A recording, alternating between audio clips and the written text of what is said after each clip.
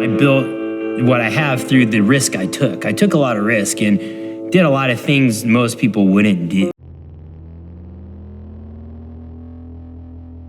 From freestyle outlaw to business mogul, Brian Deegan didn't just survive action sports.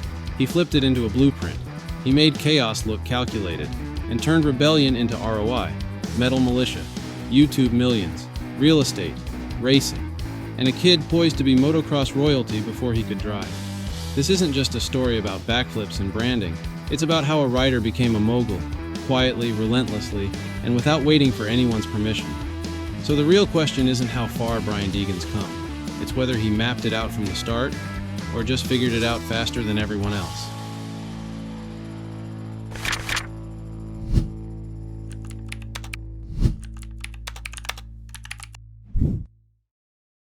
Brian Deegan never waited for permission. He kicked the doors off the hinges and made damn sure you knew he was in the room.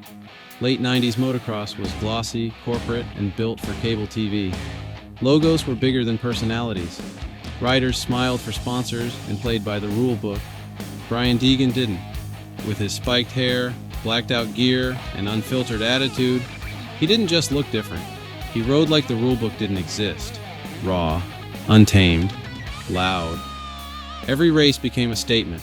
Every crash felt like a calling card. He wasn't riding freestyle yet, but the mindset was already there, and he made damn sure the whole sport felt it. But behind the theatrics, there was a mind wired for more than mayhem. When he ghost rode across the finish line at the '97 LA Coliseum, it wasn't just a stunt, it was a signal. To fans, to brands, to the whole damn industry. Down, the checkered flag, and Deegan lets his bike fly into the air. Standing with his arms in the air, Deegan just launches his bike off the finish line jump, hugged by Kenny Watson. The first time I won in Supercross, I promised myself I would do something that no one else has done yet. I think that was it. They fined me, took my prize money, which was a whopping $1,000. And then, of course, what was on the highlight reel of Supercross, dude? The Ghost Ride. Yep. I'm like, bro, which one? Make up your mind, dude. Like, you know, anyway, but then they go, well, we have the entertainment side, which is, Feld or, Clear Channel, whoever it was at the time. And then we have the AMA, which is the rules. There's two separate sanctionings. There's one that's entertainment, one that's rules. So I'm like, okay, I get that. I wasn't on the best side of the AMA by no means, That moment, chaotic and rule-breaking, became something bigger. A replay that sold posters, clips, DVDs, and eventually, product lines. It was viral before viral had a name. Deegan understood the new economy before most athletes knew it existed. Attention was leverage, and he was cashing in with every camera flash and every gasp from the crowd. His crashes weren't reckless, they were calculated. Shattered bones, punctured lungs, bruised organs. Those were the receipts. Each hospital visit another chapter in the myth he was building. Not for sympathy, for legacy. While others chased podiums, Deegan chased permanence. Freestyle wasn't about titles. It was about impact. No schedules, no circuits, just moments. Pure, distilled chaos, and he made everyone count. You didn't have to cheer for him. You didn't even have to like him. You just had to remember him, and you always did. What most people missed was the quiet part. While others were packing up, Brian was hanging back, watching how shirts were sold and who was buying them, listening to fans, talking to vendors, picking up on the subtleties others overlooked. He wasn't just living the lifestyle, he was mapping it. The same guy who flipped off tradition in mid-air was also sketching out business moves when the cameras turned off. It wasn't a contradiction, it was the plan. Freestyle was the ignition. The persona was the fuel. But what came after? The product lines, the pivot to 4 wheels, the content machine, none of it was accidental. It was orchestrated by someone who understood that defiance sells, but strategy scales. Once he had the world's eyes on him, Deegan didn't just ride the moment, he owned it. And from there, the business wasn't just born, it exploded.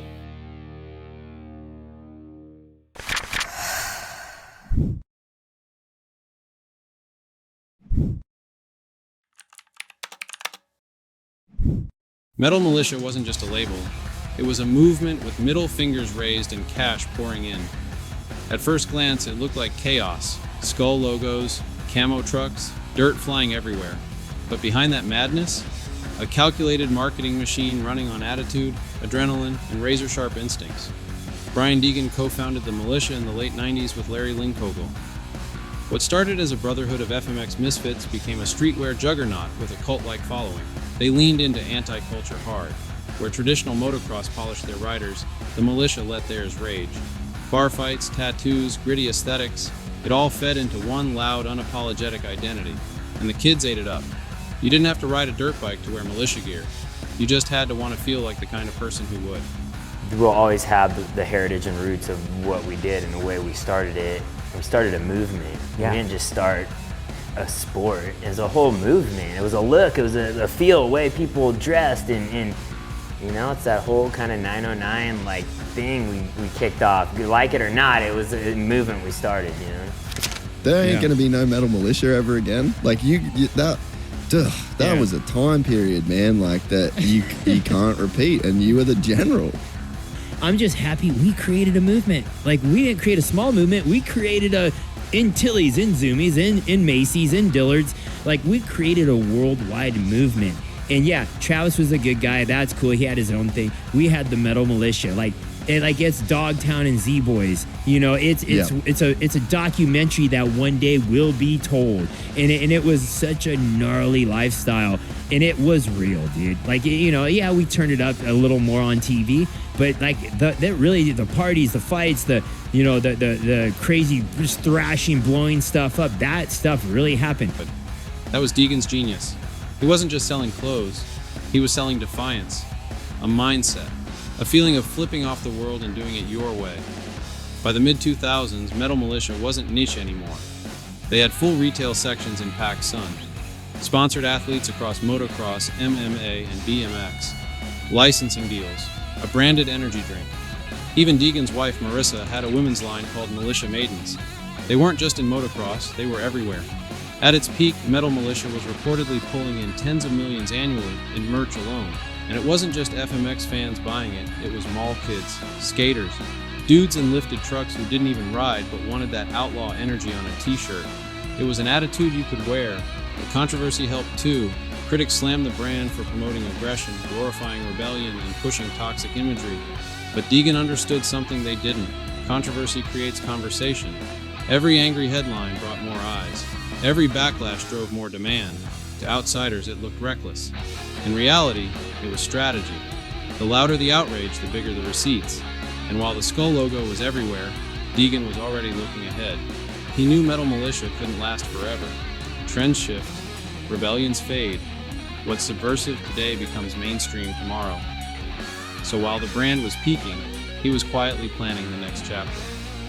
Because the goal was never just a clothing company, the goal was leverage. Build a label, use it to create value, then pivot into something even bigger. Metal Militia proved Deegan could move product, build culture, and turn noise into equity. Now it was time to prove he could move himself into legacy.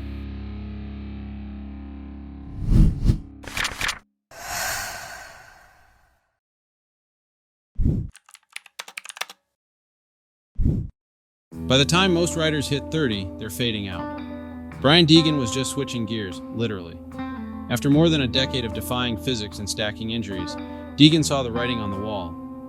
FMX doesn't come with a retirement plan. It ends with either a limp or a headline. Did a backflip, really windy, shouldn't have done it, just kind of felt the pressure to do it, and they were like, go, go, go, and I did it. Under-rotated, handlebars went in my stomach, blew up my kidney, spleen, you know, lost a bunch of blood, tore my artery, and I lay there for 45 minutes before anyone got there, and I was like going into shock, and I just remember I went to the hospital and I was like falling asleep, and the doctor's like, is there anything you want to tell your family?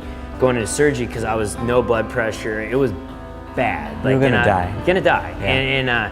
And I sat there and I was like, honestly, it's one of the deepest moments, and it's just a life-changing moment. Honestly, at that moment, I prayed, so please God, let me live through this. I'll never be bad again. Just let me live. Like, life gets really real when that happens. And you know, wake up, my dad, my family. I'm like, wake up. I'm like, thank you. I'm so pumped to be alive. Like, really thought I wasn't sure if I was gonna wake up. Yeah. You know, and I said, all right, time to change. Time. Dirt bikes. You need to get away from dirt bikes. You need to, you know, And I sat there, I'm like, dude, you went to school, you were smart, you know, you can do other things, and all that's going through my head, you know? And I got home and I started looking at other things, you know? I'm like looking at my sponsorships and going, all right, what other avenues can I do? And that's when I started thinking about car racing, truck racing, and other things, and that's kind of how it started. That's how my mind started turning away from moto a little bit, but that urge to ride was still there. Like, I still had to fight that though. Like, I had to tell myself, like, you're smarter than that urge. You need to stay away from that for now, you know, because it's not worth it. But instead of crashing out, he shifted. 4 wheels, full throttle, and this time, built to last. The move wasn't spontaneous, it was surgical. He started with short course off-road trucks, Lucas Oil Off-Road Racing Series, or LORS. It wasn't as flashy as the X Games, but that was the point. No cameras chasing flips, no ghosts on finish lines, just torque, control, and strategy at 90 miles an hour. Rockstar Energy Drink got me into opportunity on a racetrack, and I went out there and I, instead of just jumping in that truck, I took it so serious that I studied every video. I studied the best guys. I practiced every possible way I could. I got in anything I could drive, drove it, raced it, tried to figure out how to be good at it. And I was beating guys that had been racing for 20-some years, and it was unheard of what happened. And so my sponsors were happy. They're, you know, now I transferred, I pivoted from one sport to the other, and my sponsorships are growing now. They're getting bigger. And I'm like, whoa, this isn't supposed to happen, you know? And I feel like it's the athlete of tomorrow, someone that can do multiple sports, and that's what was happening. This wasn't about showmanship. It was about substance. Most athletes struggle to reinvent themselves. Deegan? He brought his audience with him and gave them a new reason to cheer. The transition didn't cost him credibility, it expanded it. Monster Energy didn't blink. They stuck with him. So did Lucas Oil and Makita, because the story didn't change, just the format. The outlaw was still here, still aggressive, still driven, just now in a fire-breathing V8 strapped inside a roll cage with a new set of tools and a sharper mindset. And Deegan didn't just show up, he won. He grabbed Rookie of the Year in Pro 2, then racked up championships in both Pro Light and Pro 2 classes. He didn't buy his way into the sport, he earned his stripes, race by race, truck by truck, dust, grease, and grit. But here's the genius. This wasn't just about racing. It was about longevity, about building something that would keep him in motion long after his bones said otherwise. The truck scene offered something FMX never could. Safer conditions, longer careers, a more sponsor-friendly package. For brands, that meant stability. For Deegan, it meant long-term moves, higher ceilings, and a growing platform he could shape, own, and scale. Then came Rallycross, ESPN, Global X Games, European circuits, and again, he adapted, slid into a Ford Fiesta, flung it sideways at 70 miles per hour, and landed it on podiums like he'd been doing it his whole life. It wasn't about being the best at one thing, it was about being dangerously good at everything. Most guys peak in one sport. Deegan was building a resume that stretched across arenas and continents. He was adding pages while others were closing chapters. And while most of his FMX peers faded or flamed out, he was in boardrooms, renewing contracts, designing product lines, mapping the next move, laying the groundwork for something bigger than racing.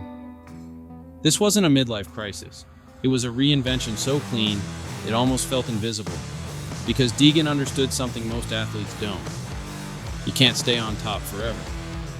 But if you evolve faster than the game, you never have to leave it.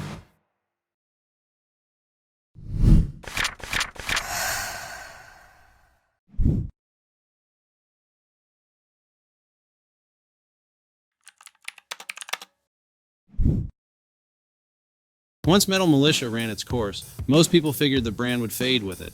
It had been loud, bold, and built on chaos. And chaos doesn't age well. But Brian Deegan wasn't banking on nostalgia. He had already planted the next flag. Deegan 38. No skulls, no controversy. Just a clean, bold number, stamped onto gear, embroidered on hats, printed on plastics, and carried like a badge. It wasn't loud. It wasn't built to provoke. It was built to last. While other riders chased fast endorsements or launched noisy side projects, Deegan was thinking like a founder. He didn't want a logo tied to a moment. He wanted one tied to a name. That's what Deegan 38 became, a personal identity that scaled steadily while the spotlight moved on. To me, it's about building a name, about building a brand that people want, and then the sales will come. And that's one thing that I've started putting in my media marketing on my trucks, or I want people to see that, know where to go, to hear what I'm doing daily. Yep. It's pretty cool, right? Like you can kind of like hang out with me through that. That's kind of a cool avenue. That's stuff I didn't have to do 10 years ago. Yeah. 10 years ago, I was constantly just cruising. I'm like, how did I have it 10 years ago so easy, It's because there was just only a few things I had to do during the day. And now, just the social networking can take up your whole day. Yeah. It can. If you let it, right? If you let it. Yeah. And then I feel like, I try to do what I need to do to let the fans see what I'm doing, and that's good. I don't need to engage into full conversations all day, because then I'm not going to be good at what I'm doing, and they're not going to want to follow me anymore, because I ain't winning, I ain't cool, I ain't doing this or that, I ain't credible anymore, so I need to go do what I need to do, Not just a number, but a message. It wasn't just on his race trucks or his jersey, it showed up in the details. On helmets, haulers, sleeves. Then it showed up on his kids, on bikes, carts, race suits. Quietly, Deegan 38 became more than a brand. It became the family crest. Because here's the move. He didn't just build the label for himself. He built it to outlive him. Deegan 38 became more than a number. It became a symbol of hard work, grit, doing things the hard way and doing them right. Whether Brian was racing Pro 2, filming content, or standing behind Haiden at Loretta's, Deegan 38 was there. Subtle, steady, recognizable.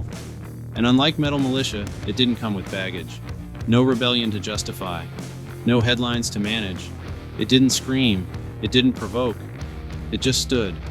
For consistency, for presence, for something solid. You still see Deegan 38 at races, in garages, on fans who followed the journey for years. Not because it's hyped, because it's earned. That's the brilliance. Deegan didn't need to chase relevance. He built something that worked in the background, through merch drops, licensing deals, and a quiet, steady presence across generations. No drama, no flameouts, no need to reinvent, just a brand that kept showing up. And more importantly, it moved with him.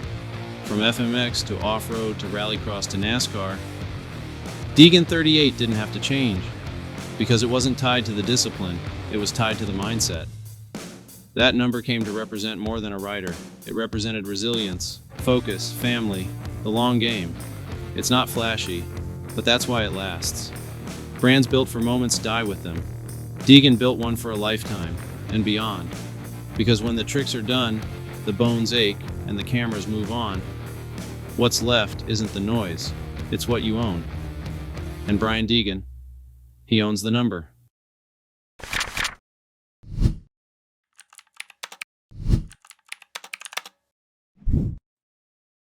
Haiden Deegan wasn't just born into motocross, he was built for it. Not by chance, not by hype, by Brian. From the time Haiden could walk, Brian was laying groundwork. Not just teaching him to ride, but shaping him like a startup. Training, media, discipline, positioning. Everything was intentional, nothing was left to chance. Most kids hit the amateur ranks with raw talent and a dream. Haiden showed up with Monster Energy on his helmet, personal brand already live, a YouTube following, and a father who'd mapped out every move like a business plan. And it worked. By age 6, Haiden was already making noise. By 10, he was a mini celebrity. And by 15, he wasn't just fast, he was marketable. Because Brian didn't just build a racer, he built a story fans could follow, support, and invest in. Brian took him to the track one day just for fun, no big deal. I was like, okay. And he's like, he's fast, he's got it. He can ride a supercross track. I'm like, what do you mean? Sure enough, we get the calendar out. He's marking all these dates down. And I'm like, I literally thought we weren't having our kids race. Like, I'm confused. He's like, just let me try this. Took a little bit of persuasion, but I was like, okay, I guess. And so, obviously at that point, Brian knew his son like had what it takes to race. And at that point, we were like all in 100%. What I think drives a young kid that has choices to do anything is the family bond and the family goals and direction and the belief in himself and the belief in what he's doing. The sponsors weren't an accident. Monster, Thor, Yamaha. These weren't just hookups or lucky breaks. They were relationships Brian had nurtured for years, but instead of using them for himself, he passed the torch, with precision and timing. Every video was a representative, every race a data point, every training session a proof of work. Nothing was wasted. Everything was a building block. By the time Haiden turned pro in 2022, he wasn't just a rider entering the scene, he was a product launching into it. Media ready, sponsor ready, audience ready. Well, you're both working on it together too. I mean, I know for a bit more behind the scenes, like just the work you put in. Yeah. You know, like there's a team behind Haiden. Yeah. You know, there's a when he. It's not like when he wins, you wins, but like in a way he does. You know, like it's a team. Yeah, it's a team. Like you guys, you're working for him like 10, 15 hours a day. Yeah. Just trying to make sure that he's got what he needs, leaving no stone unturned, and you know, making it happen. Yeah. What if we took the chance and said, you know what, 250 intermediate year, it's kind of like it's that next step learning year. Let's go and do 5 or 6 disciplines. Imagine if you're like, man, that's crazy, dude. You did it a little different way and you turned out with a better result. That's how you take. That's why you take chances in life, right? To create a new path. And so anyway, I get it. That sounds crazy, but it doesn't, because we've already discussed that path. What most families stumble into by accident, the Deegans built like a machine. Every step documented, every moment optimized. It wasn't perfect. There were crashes, pressure, critics, but the system held, because it wasn't built on height. It was built on reps. Years of repetition, strategic planning, and long-term thinking, quietly layered behind the scenes. And now, Haiden is one of the most watched riders in the world. Not just for his raw speed, but for what he represents. The next evolution of a dynasty. Brian's not just a dad behind the fence. He's the architect. And every lap Haiden runs is another brick in a structure that was drawn out years ago. This isn't motocross parenting. This is athlete development, funded, branded, and executed like a company. Because Brian Deegan didn't just raise a rider, he launched a franchise. And he did it with precision, patience, and a playbook no one else had the foresight to write.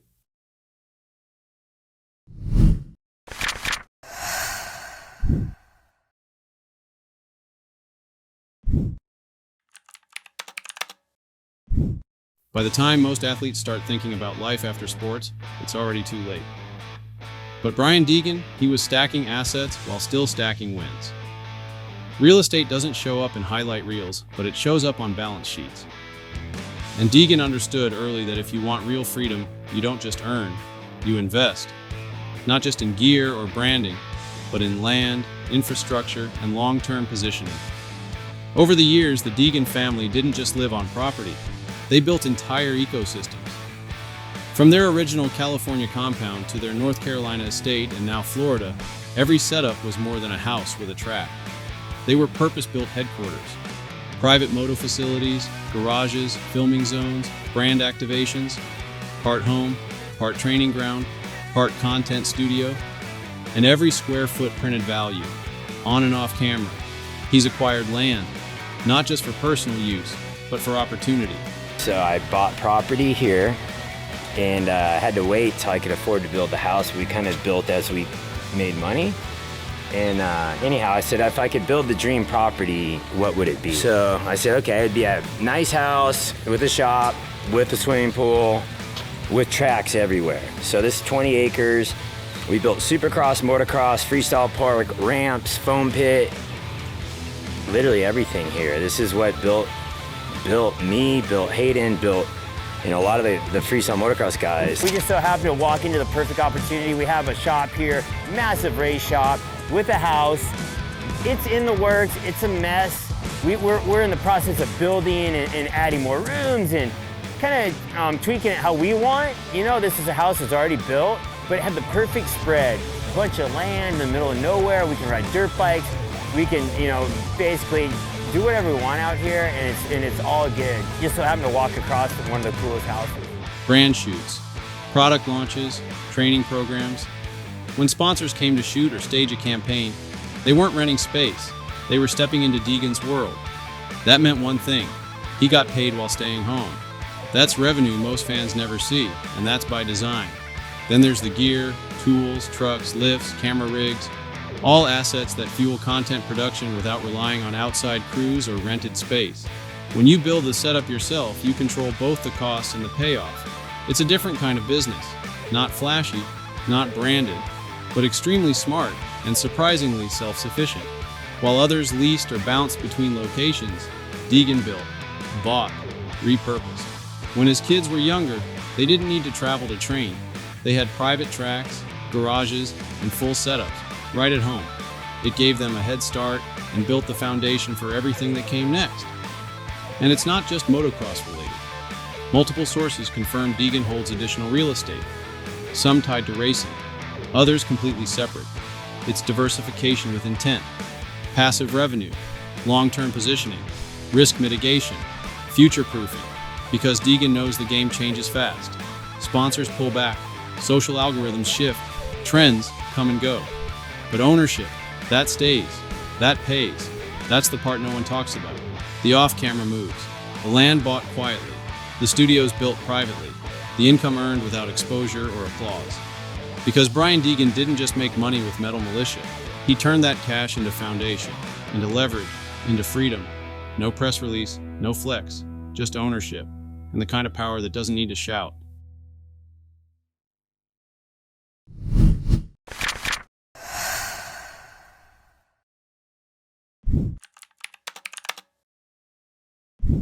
Look at the full arc. He flipped a bike at the X Games, then flipped the profit model for an entire sport. He turned a dirtbag crew into a merch machine. He left FMX before it peaked and turned himself into a champion in a different world entirely. Then he used that leverage to build a brand, scale a media channel, launch his kids, and invest in land. That's not luck. That's long game thinking in a sport that usually doesn't think past next season. Sure, there were lucky breaks. Everyone gets a few. But luck doesn't explain the discipline, the timing, the vision. It doesn't explain the foundation. It doesn't explain how multiple kids from the same family end up with full sponsor kits, national TV airtime, and YouTube audiences that outperform entire media companies. Or how a freestyle rider with no formal business training ends up running a portfolio that spans merchandise, digital content, property, and pro racing. Most guys can barely hang on to one revenue stream. Deegan built 5. And he's never been loud about it. No TED Talk, no personal brand coach, no big speeches, just monster energy graphics, solid execution, and an uncomfortable level of work ethic. Because behind the vlogs, the helmets, and the highlight reels is a guy who saw something most writers never even consider. Leverage. Use the spotlight while it's hot. Turn fans into customers. Turn customers into a tribe. Then turn that tribe into a foundation, something that survives long after the backflips stop. And the craziest part, he's still doing it, still building, still managing, still showing up. Most of his generation tapped out, flamed out, or sold out. Deegan stayed in the game and started designing it. And now, with Haiden climbing the pro motocross ranks, with the YouTube machine still running, and the brand still expanding, the Deegan story isn't winding down, it's ramping up. But here's the question that still hangs in the air. Was it strategy or just obsession? Drop a comment. Let us know what you think. Mastermind or madman? And if you want to see how another action sports legend rewrote the game, check out our video on Travis Pastrana. It's a wild ride. Thanks for watching. And as always, stay wicked.